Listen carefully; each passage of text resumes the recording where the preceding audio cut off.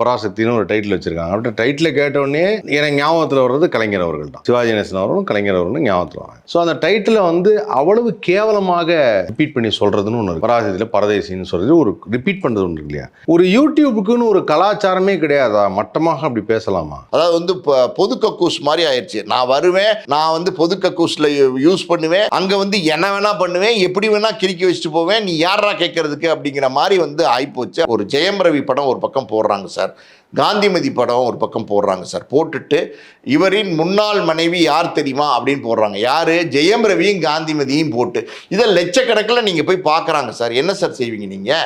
இவரின் முன்னாள் மனைவி யாருன்னு தெரியுமா? நீ ஜெயமரவிக்கு ஒரு அம்புக்குறி, அந்த காந்திமதிக்கு ஒரு அம்புக்குறி. காந்திமதி எந்த காலத்தில் வாழ்ந்தவங்க, ஜெயமரவி எந்த காலத்தில் வாழ்ந்துக்கிட்டு இருக்கிறவரு.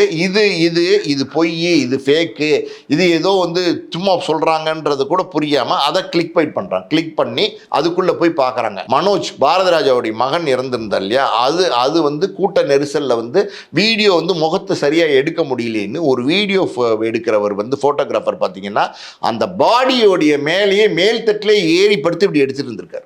எல்லாருமே கூப்பிட்டு கண்டிச்சிருக்காங்க. என்னங்க என்ன பண்றீங்க, இறங்க கீழே அப்படி. இல்லை முகம் தெரியலன்னா இப்படியா போட்டோ எடுப்பீங்க, இறங்க அப்படி சொல்லி விட்டுருக்காங்க. இதெல்லாம் செய்யலாமா சார்? நம்ம விஜய் ஆண்டோடைய மகள் மரணம் இருக்கு பார்த்தீங்களா, அது வந்து ரொம்ப பிரைவேட்டான ஒரு விஷயம்.